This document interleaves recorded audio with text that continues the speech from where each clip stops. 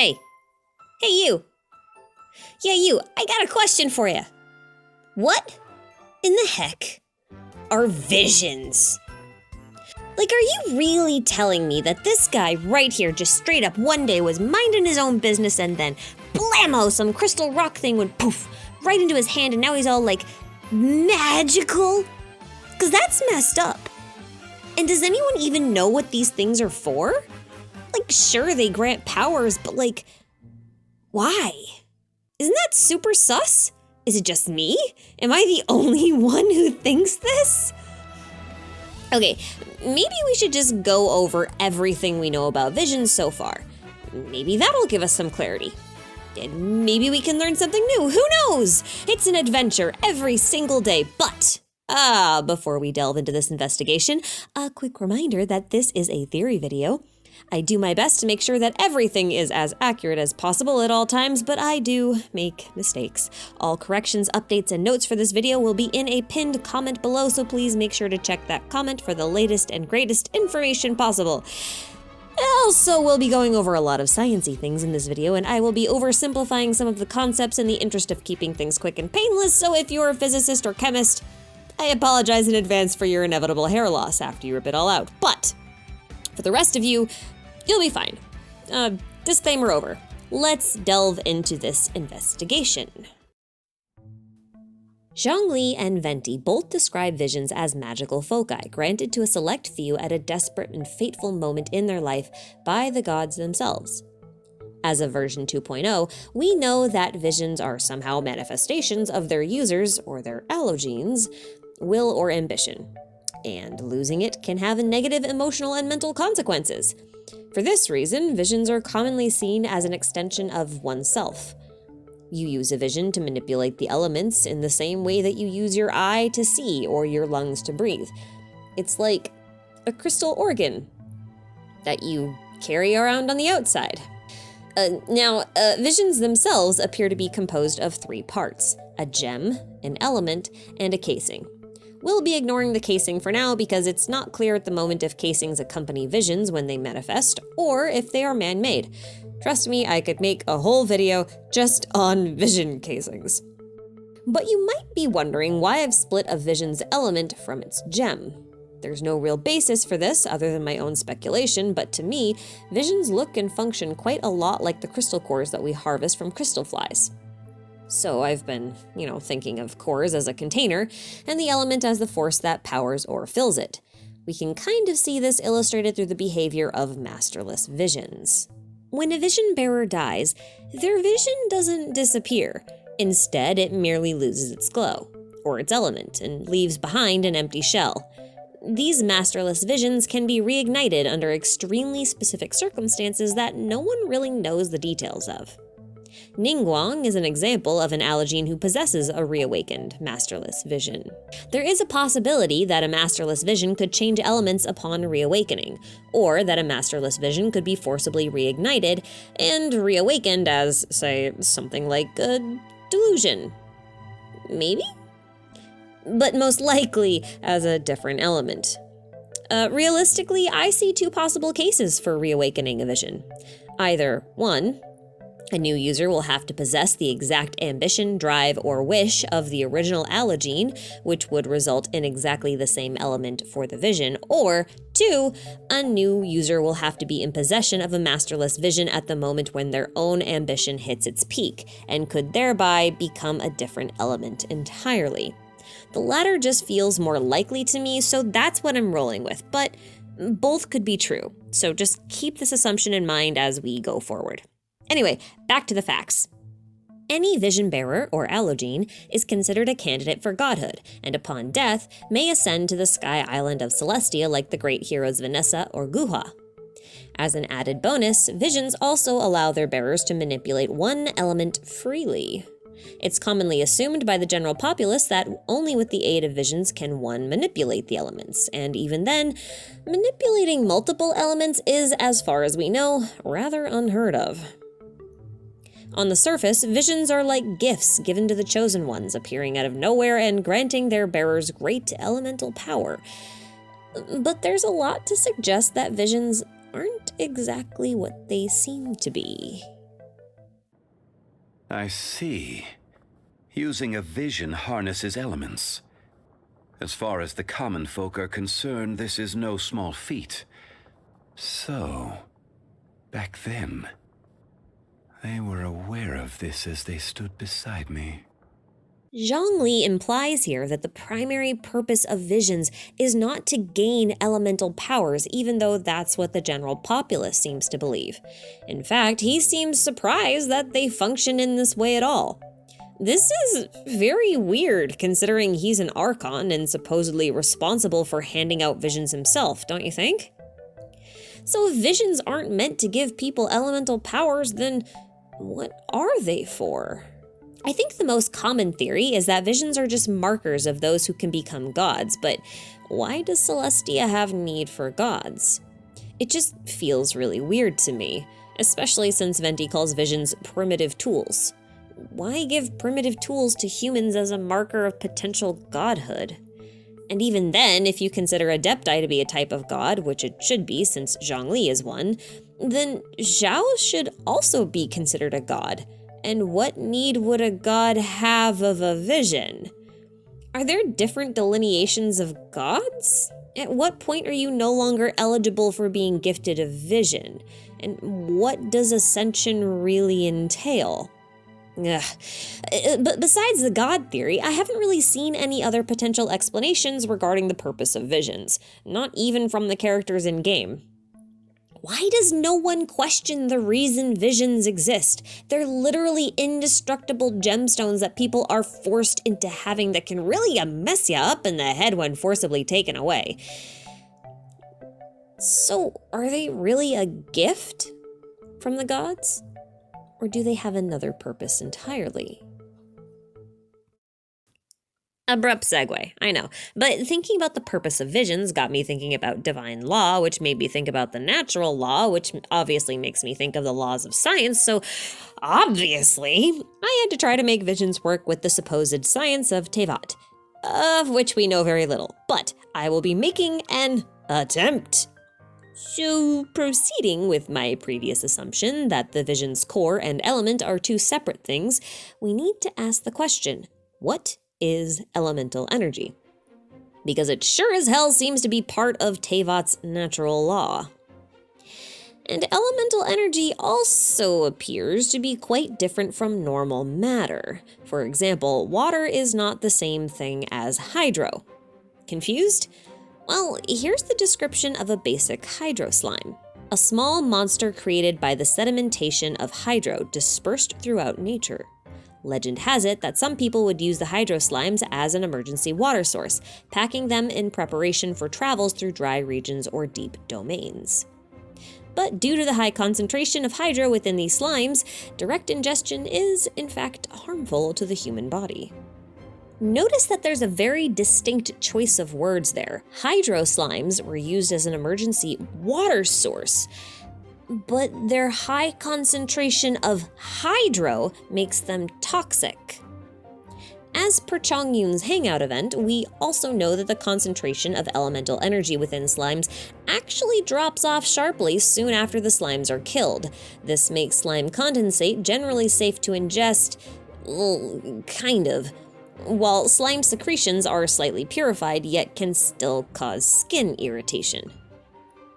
So the elemental energy does linger for a while post-mortem, but the toxicity decreases over time. We also know that not all rocks contain geo-energy.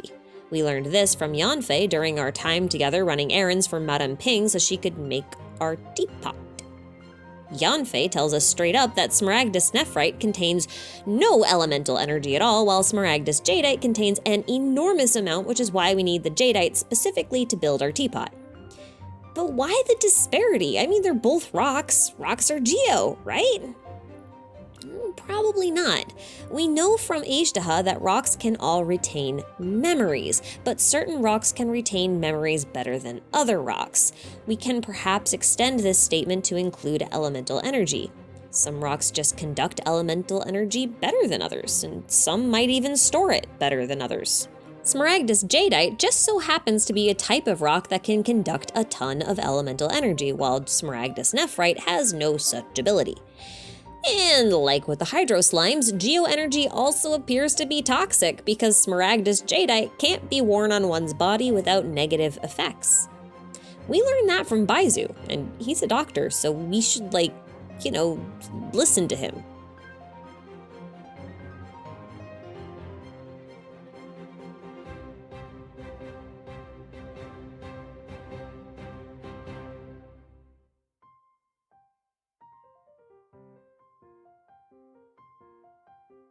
Wait a second, Doc. Are you telling me that if I have a vision, I can wear dangerous gemstones? Do visions make one immune to the toxic effects of elemental energy? And if they do, why is elemental energy toxic to begin with? Isn't it part of the natural world of Teyvat? I mean, the way Baizu describes the smaragdus jadeite, it's almost like it's radioactive. And maybe it is. Consider, if someone who doesn't have a vision has prolonged contact with an object full of elemental energy, it has negative impacts on their health. Dr. Baizu says so. Acute radiation sickness, or ARS, comes around after a person has prolonged exposure to radioactive materials. ARS causes symptoms like nausea, vomiting, severe headaches, loss of consciousness, and in some cases it can have negative impacts on the psyche and cause lesions or burns to appear on the skin.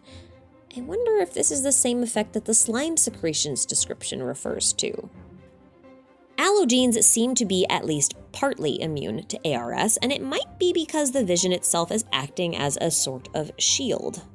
The core might act like an insulator, connected to its host through their ambitions and absorbing radiation through energy particles and allowing the host to release those particles in the form of raw elemental energy of a specified type, thus allowing the user to use elemental powers, even though it might not have been the original purpose. We'll touch on the whole connected through ambitions thing later through science, I promise, but just roll with me for a bit. Consider, too, that the aforementioned hydroslimes may be made of water, but that water might contain high concentrations of a radioactive element known as hydro, which is why it's not safe to drink by non-allogenes who are immune because of their visions. We can then apply that logic to most of the elements, noting that our elemental sight may not necessarily be showing us where elements are, but instead showing us which objects contain significant concentrations of radioactive elements. This means that elemental reactions are a result of this specific type of energy. For example, pyro and hydro, when mixed, will cause a vaporized reaction, but fire doused with water will simply result in steam. Now, obviously, elemental energy in Genshin isn't really the result of radiation, because it obviously has some more spiritual ties, what with visions being related to ambitions or wishes and maybe even fate. But I just think that elemental energy kind of behaves like radiation, so we'll kind of scrub around some of the finer details, alright? And regardless, I think I have enough evidence to suggest that at one point in history, Teyvat had a nuclear meltdown of sorts. And from that meltdown came the creation of the Vision system. Do you remember Dragonspine? Yeah, that mountain that you went up once, looted, and then never went back to ever again. Okay, that place is actually really important. For those of you who weren't paying attention, here's a quick rundown of Dragonspine's history. Dragonspine used to be a lush green paradise, while the rest of Mondstadt was covered in blizzards. Its people were very, very close with the gods, but eventually they got a little greedy-grabby with the divine knowledge, which pissed off the gods, who yeeted themselves back up into the sky in an island that looks suspiciously like Celestia, so let's just call it that, and then they hurled the Skyfrost nail back down onto the city at the peak of Salvindignir. The nail broke into several fragments, and one of them struck the silver leyline tree and killed it. The death of the leyline tree flung the leylines into disarray, and suddenly the mountain was thrust into an era of ice and snow. Those who didn't die quickly near the nail's impact died a slow death in the cold. Killing the leyline tree messed up the leylines in the Dragonspine region so badly that it's still frozen solid thousands of years later. Even though it's technically a part of Mondstadt, the Mondstadt treasure compasses don't work there because the ley line flow that they use to navigate are broken. And the area of Dragonspine itself is shrouded in sheer cold, which if you accumulate enough of, will sap your HP and eventually kill you.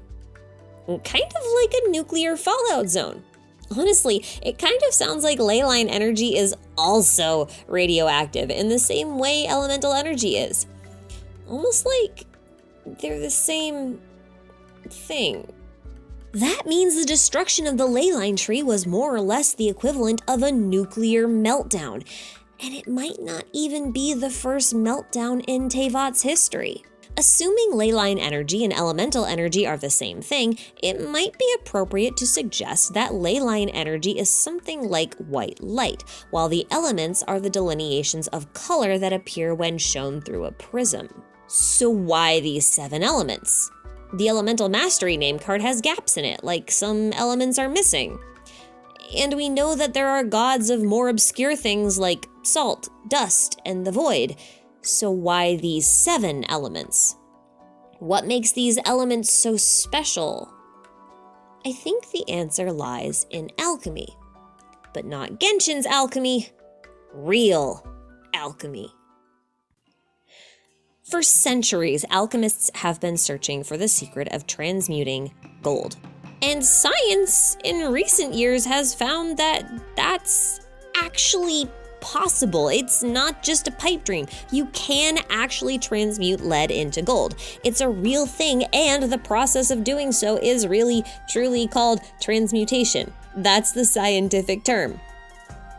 I know, it's super weird. Also cool, but there's a catch. Gold made through transmutation is not a stable element. Turns out, transmuted gold is radioactive. Let's talk science for a minute. In the real world, elements are defined by how many protons their atoms have in their nuclei.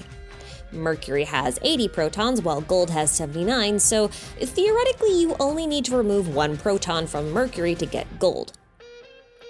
This was illustrated in an experiment in 1923 when a small amount of mercury was converted to gold after zapping it with a ton of electricity. But after a period of time, that gold reverted back into mercury. This happened because the transmuted gold had too many neutrons and was thus radioactive. Radioactive elements are unstable by nature because their proton-neutron ratios are unbalanced, so they go into a state of radioactive decay in an effort to restore this balance and become a stable element once again. But why am I bringing this up, you might ask? Because only certain elements are transmutable, at least feasibly. It's much easier to make gold from other elements that have similar amounts of protons than elements that have a lot more or a lot less protons because of the difference in energy required to make them. And I think that might be the case for the elemental ley line energies as well. It's possible that each playable element in Genshin might represent a type of transmutable isotope that can be stabilized and converted into something that is no longer toxic or radioactive, as opposed to like an element of salt or dust. Or maybe these 7 elements are elements that can be converted into some type of theoretical gold. After all, gold appears to have quite a bit of relevance to the story of Genshin as a whole. Not only is gold the name of the alchemist responsible, at least in part, for Conria's destruction, but gold also corrupted the dragon Durin, whose corpse is littered across Dragonspine, which just feels too coincidental to me. Dainsleif's introduction card also has the following line: "Chalk pursues gold in this time inopportune. The eclipse is swallowed by the crimson moon." The second half of this line is talking about the fall of Conria, and we're assuming Chalk is Albedo, who is supposedly pursuing gold in some way by the instruction of his master Rhine-daughter, since Albedo is also called the Chalk Prince. Hence, Chalk pursues gold. But Albedo is also named after the second stage of an alchemical process known as the magnum opus, which is supposed to be the recipe used in creating the Philosopher's Stone, which is, this magic transmutatable stone that can make gold out of anything and probably grant immortality. Anyway, the magnum opus has 4 primary stages to it: nigredo, albedo, rubedo, and citrinitas. Nigredo is the earth, ash, or raw material and is represented by the color black. After going through a purification process, it becomes albedo, or whiteness, or chalk. From here, conventional alchemy places citrinitas next, but albedo says rubedo is next, and it's represented by the color red. That puts gold as the final step of the magnum opus, at least in Genshin, since, citrinitas is yellow or gold. But that makes me wonder, if something pure pursues gold, does that imply that gold needs to be purified? Or that only through purification can one create gold? Either way, the process of creating gold, radioactive or otherwise, seems pretty important. Not to abruptly switch topics or anything, but after all this musing, I would like to propose a hypothesis. Visions are a method for Celestia to neutralize leyline radiation and fallout damage from not just the Dragonspine incident, but several others throughout history. This would then imply that Celestia may have created the vision system in order to locate individuals who are capable of resonating with this toxic elemental energy in order to collect, purify, and stabilize it. But as we talked about earlier, you can only realistically transmute certain elements. This would explain the arbitrary 7-element system, as these 7 elements may be considered transmutable by Celestia. That means Archons are likely primary reactor cores put into place in order to assure that all raw vision cores would manifest as transmutable elements that could be collected and returned to the ley line through an artificial means. That means being the Statues of 7 and the teleport points. Hear me out. The Statues of 7 and the teleport points were likely placed on key leyline junctures all around the world, artificially pumping energy in and out of the natural leyline veins like regulators. Archons would then be connected to the leyline system via the Gnosis and would overall function like a monitoring system. That would also explain why the Traveler can resonate with an elemental energy by touching a Statue of 7 without the Archon being aware of it. And if we assume that alchemy as a whole taps into this leyline energy in order to transmute objects, we can extrapolate that Khaenri'ah might have been using chemia, an advanced form of alchemy, to transmute something big that resulted in some kind of nuclear fallout. Celestia may have tried to destroy Khaenri'ah in order to contain the meltdown or to prevent a new one from occurring. I mean, think about it. Vision wielders are immune to the negative effects of elemental radiation because visions might function as a type of shield. Prolonged exposure in people without visions may lead to severe mutations, corruptions, or even death. This idea is supported by essentially every monster enemy in the game, since each one is described as having been either born of leyline energy or having been twisted by it. Leyline energy may even cause humans to mutate. I mean, we know the Abyss Heralds, Lectors, and Mages are all former citizens of Khaenri'ah that may have been corrupted by some unknown force. So what if that corruption was the result of over-accumulation of elemental isotopes in their body, thus turning them into monsters? What if that's the same cause of Dainsleif's corruption, or Zhongli and Ajdaha's erosion? Are gods even affected by radiation? Even if they have a shield in the form of a gnosis, maybe the shield isn't perfect and the radiation will still leak through over a long enough period of time. This theory even extends to the sky, where the false constellations made of Irminsul fruit outline the fates of man. I mean, think about it.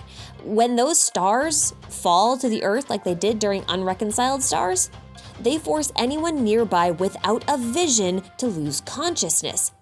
That sounds like a symptom of acute radiation sickness to me. And take a look at the Tiara of Torrents, too. It says that the elemental energies were smooth and well ordered at one point.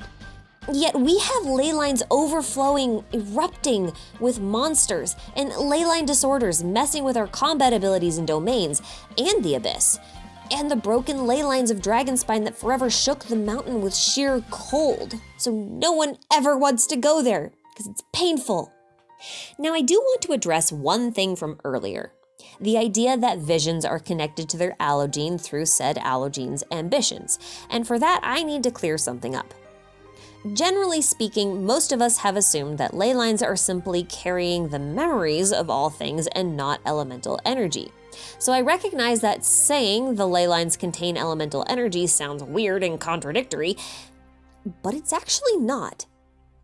See, ley lines contain both elemental energy and memories. The parametric transformer says so. This mysterious device, discovered within the ruins, has the power to accelerate cycles and transmute material objects. Generally speaking, everything is undergoing a cycle. Memories and elements surge within the ley lines. But how can this be? Memories and elements? Not to get all real-world sciencey again, but there is the concept of information in physics. Information is like a sort of set of instructions that help differentiate one form of matter from another. For example, if you have a bunch of carbon atoms arranged in one way, you'll have a lump of coal. But if you rearrange those carbon atoms, you'll get a diamond instead.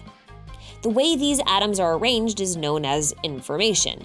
In the case of ley lines, information and memories are probably the same thing. Information is one of those things in this universe that cannot be destroyed. In fact, with the right technology, it's possible to extract information from matter and rearrange it into its former state. For example, if you took a marble statue and smashed it to bits, you could theoretically extract enough information from the bits that were left to completely reconstruct the marble statue in its original sculpted form. In this way, we can think of the elements within the ley lines to be like the elements of our periodic table, and therefore the basis of matter, while memories are the snapshot of information that allow these elements to be arranged into a specific form, like a hydroslime. Based on this, we can also assume that the moment an allogene receives a vision, their ambition is what arranges the elemental energy into a specific form. It's like putting the right car key into the ignition. Put in the wrong one and the car won't start up. Ambitions are the key and visions are the car. Clear as mud, right? Let me pose one more assumption out of left field before we continue. I've long since hypothesized that there are more to domains than we've been led to believe, and I've even gone so far as to suggest that the combat area within domains are actually transmutation rooms powered by the Irminsul trees nearby. Let's assume for now that this is true. The Irminsul tree may be similar to a nuclear reactor, and the combat arena is where the transmutation occurs. Just like real transmutation, it would take a massive amount of energy over a prolonged period of time in order to create something new and stable. Given that these domains typically have surroundings that are in ruin or are otherwise desolate, we can assume that at least one of these attempts of transmutation did not end well, and may have even resulted in a type of nuclear meltdown. These areas may have been sealed off, or put into quarantine, if you will. The domain doors prevent any additional fallout from spilling over, while only people who are properly suited, like allogenes, will cross that threshold and risk exposure to toxic levels of elemental radiation. And if my assumptions from my video on domains is correct, then the areas we see within domains may be in roughly the same general area as Conria. Then it's also possible that Conria at one point tried to perform transmutation on a massive scale and failed, resulting in serious fallout. It may have even been a fallout zone prior to this attempt at global transmutation, since it was always described as being barren and desolate. A land flooded with radioactive waste would probably be pretty barren, so that checks out. So what about Teyvat? As we discussed earlier, it does seem like Teyvat has also had a nuclear meltdown or two, as illustrated by Dragonspine. But I actually think that there's evidence of transmutation on a global scale as well. I present to you the hypostasis arenas. I know this seems weird, but they're perfectly round, often surrounded by pillars, and the arena itself has intricate carvings and knotworks all over it. It's a bit more primitive looking compared to the floors of domains and the spiral abyss, but they're similar enough to raise suspicion. In fact, the most suspicious thing of all is the existence of the hypostasis here, because hypostases just, here's an excerpt from the Adventurer's Handbook. Elemental hypostases are life forms which have completely abandoned their former appearance and biological structure, making them able to reach the highest level of elemental purity. They are ultra-compact structures with a high mass and are the highest forms of elemental structures, usually formed either at a location bursting with elemental energy or at a clogged ley line. Bursting with elemental energy or at a clogged ley line, huh? Well, I did say you need a ton of energy to create a stable transmutation, right? So that checks out. But what were these civilizations trying to transmute? What could possibly require this much effort and energy as to result in hypostases manifesting all over the world? At the very start of the game, there's a rather forgettable scene that now feels more important once viewed with new context. This scene is the purification of Dvalin's corrupted tears. This was our first real look at the Traveler purifying raw corrupted energy, shifting it back to its purest, most stable form. Notice how shocked Venti is at this feat. With just a single touch, the Traveler did what a god could not. This may suggest that the Traveler can create stable elements. It also suggests that the Traveler's mission in Teyvat could be to purify it, or at least their purpose here, if their mission isn't predetermined. To remove the elements that pollute the land and return proper flow to the ley lines, or maybe just stabilize them. We've seen the Traveler purify Dvalin, Ajdaha, the roots of the sacred Sakura tree, the Tataragami, and at least half a dozen more things. This is in sharp contrast to Xiao and the Yaksha, who have the role of purification as well, but can't actually purify anything. They can only suppress it and let it accumulate within their bodies. Never has the role of purification been more prevalent than it is within Inazuma, and I think we're only going to see more of that as time goes on. I wonder if this would explain the cryptic words of the Traveler's twin when they claim that once we finish our journey, we will come to the same conclusion they once did, and that their war with destiny will see no end. Destiny in this case is probably most definitely referring to the sustainer of heavenly principles, because of the Chinese translation, but anyway, she might actually be in charge of keeping Teyvat contained and stable through the management of the firmament that makes up the false sky. The twins might actually be able to clean up the fallout, while Celestia only has the goal of keeping it contained. Maybe the Tsaritsa is collecting the Gnosis because they function as some sort of codes to the nukes, so to speak. Although, we do have to consider the idea that Celestia's containment of Teyvat's fallout might be intentional. But we'll talk about that in part 2. That's right, this is part 1 of a 2-part video. Next, we'll be talking about what I would like to propose is Teyvat's world structure, but that entire video depends on this one. So, stay tuned for more, and in the meantime, I want to hear your thoughts. How crazy is this theory? Do you agree, or do you have your own ideas about how all this plays out? Let me know in the comments below. Take care, guys. I will see you in the very long-awaited Part 2, Teyvat's World Structure.